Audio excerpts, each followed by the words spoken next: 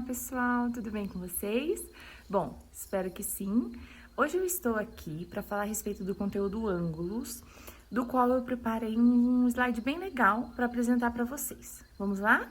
O primeiro slide que nós temos aqui se chama ponto. Os pontos são os elementos mais básicos da geometria. Qualquer figura geométrica é formada por um conjunto de pontos. Em geral, usamos letras maiúsculas para nomeá-los, ok? Aí está um ponto representado e nós damos o nome de ponto A, reta. As retas são representadas por uma linha, como mostrada na figura. Geralmente usamos letras minúsculas para nomeá-las. Uma reta não tem começo nem fim.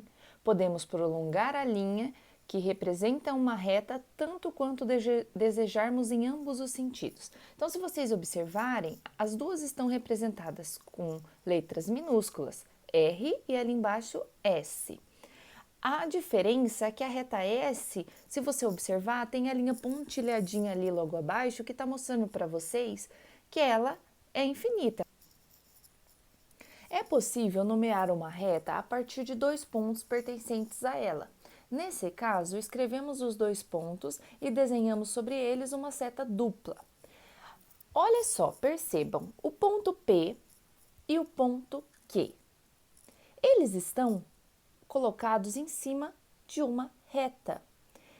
Ao nomeá-los ali em cima, eu coloquei P, Q e um tracinho em cima com a seta nas duas extremidades. Por quê?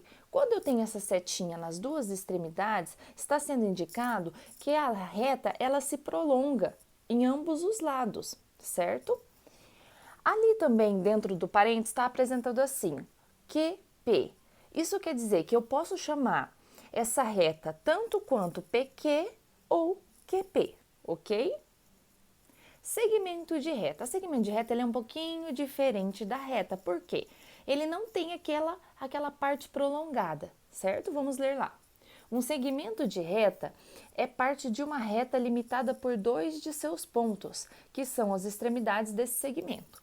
Para nomear um segmento, escrevemos suas duas extremidades e desenhamos um traço horizontal em cima. Então, se vocês observarem, tem o ponto P, Q e ele está fechado nesses dois pontos. A reta não se prolonga. Como que nós escrevemos? Do mesmo jeito que foi apresentado o outro, o P e o Q, só que em cima nós temos só o tracinho, não tem a setinha junto, tá?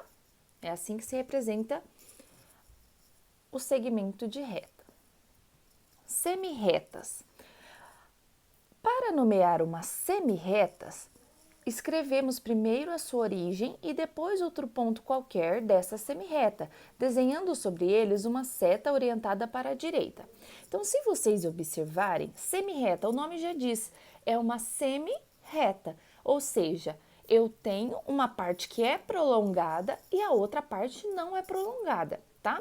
Se vocês observarem, o primeiro exemplo que nós temos ali, nós temos três pontos, A, P e B. E ali nós temos uma reta.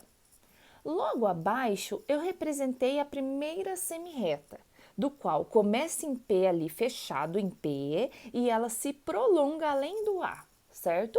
Observe como que eu nomeei.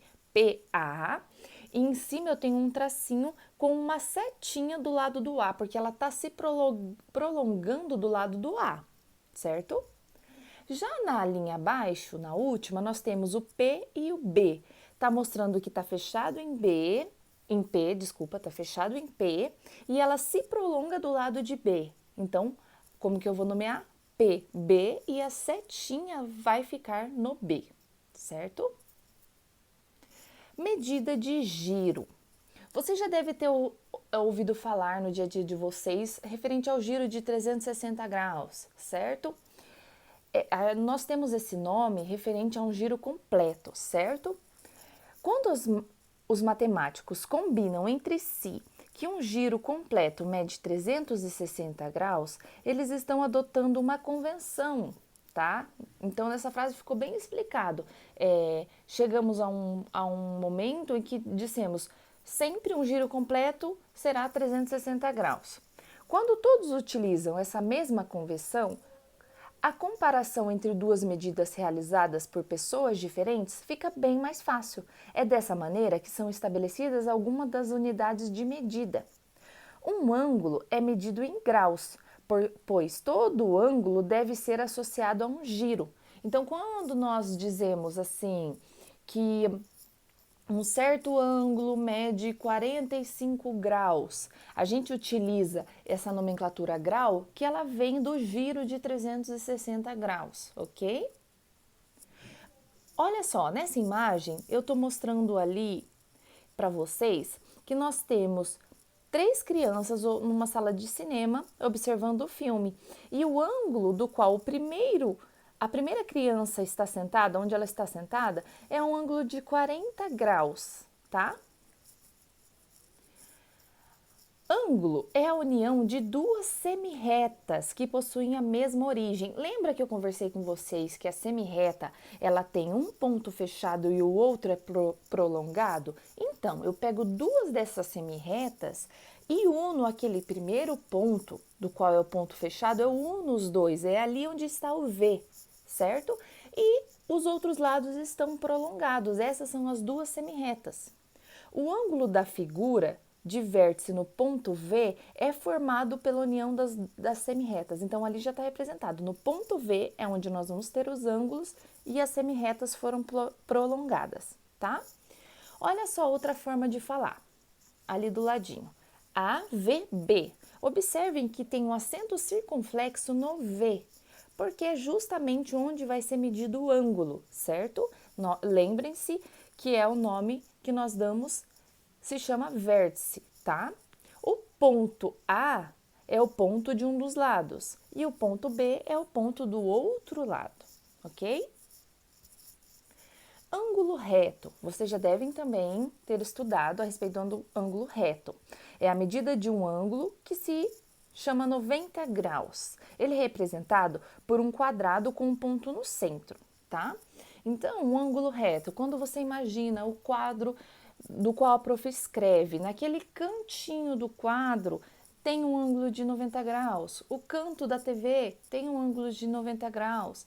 Então, no nosso ambiente existe bastante itens dos quais nós podemos observar esse ângulo de 90 graus, ok? Ângulo agudo. Ó, a medida de um ângulo agudo, ela é menor do que 90 graus. Observem que a parte pontilhada está mostrando para vocês onde seria o ângulo de 90 graus. Porém, não é este que eu tenho que observar. O ângulo agudo, ele é justamente menor do que esse 90 graus, tá? Ângulo obtuso. A medida de um ângulo obtuso é maior do que 90 e menor do que 180, tá? Observem aí que o pontilhado, ele mostra para vocês onde seriam 90 graus. E o ângulo obtuso, ele é maior que esse 90 graus, ok? Mas ele tem que ser menor do que 180. 180, já vou chegar lá com vocês, mas ele se chama ângulo raso, tá? Nos próximos slides nós teremos isso. Aqui, ó, já apareceu. Ângulo raso. Olha só, observem, aí tem um compasso, tá? Que ele tá aberto justamente na medida de 180 graus para vocês observarem, ok? Ângulo nulo é 0 graus. O nulo já vem de 0, né? Observem que nós utilizamos aí um compasso fechado, do qual não tem abertura de ângulo. Esquadros. O esquadro é um instrumento de desenho utilizado em obras civis e que também pode ser usado para fazer linhas retas verticais com precisão para 90 graus. Ok, nós temos alguns instrumentos dos quais nós utilizamos para medir ângulos. Dentre eles temos também o transferidor, que já teremos em outro slide. Nesse momento são os esquadros. Eles são menos utilizados, porém, como está dito ali, em obras civis, em desenhos, é bem mais comum de se ter esses esquadros. Observem ali, nós temos dois tipos de esquadro. O esquadro de 60 e o esquadro de 45, certo? O esquadro de 60, ele apresenta o 60 ali em cima, o 90 graus, que é aquele que nós já estamos acostumados a ver, e o de 30 graus. Já o esquadro de 45, ele tem o de 90 e os outros dois ângulos são o de 45, ok? Transferidor. Este daqui é o mais comum de utilizarmos nas escolas, né? Este daqui, ele tem uma escala graduada de 0 a 180, tá? Então, é como se fosse a metade de um transferidor de 360 graus, tá? Então, esse daqui é de 180, ele vai de 0 a 180. Este transferidor, ele vai de 0 a 360 graus, certo? É um transferidor circular. Polígonos. Aqui nós temos dois tipos de polígonos. Um se chama quadrilátero, que é este verde. Por que é quadrilátero? Porque ele tem 4 lados. Já o do lado dele, que é um laranja ou vermelho, né? É o pentágono, porque ele possui 5 lados, ok?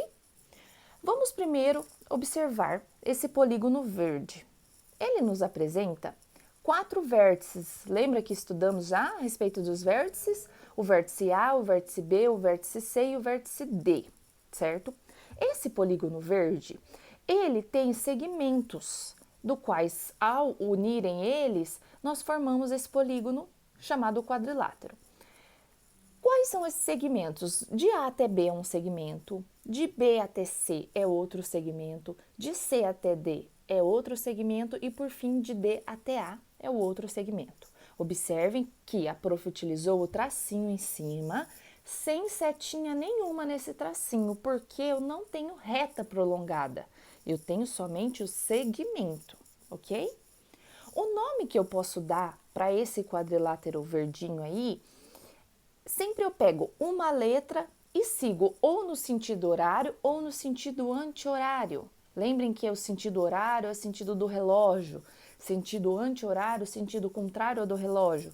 Não importa qual sentido você vá, o importante é que você siga a ordem. Por exemplo, eu comecei pelo ponto A para dar esse nome, então eu tenho no sentido horário, então eu tenho que seguir A, B, C, D. Esse é o nome desse quadrilátero. Já se eu começar pelo ponto C, eu vou no sentido anti-horário, então eu vou fazer C, B, A, D. Não importa de qual letra você comece, desde que você siga a sequência das letras, ok?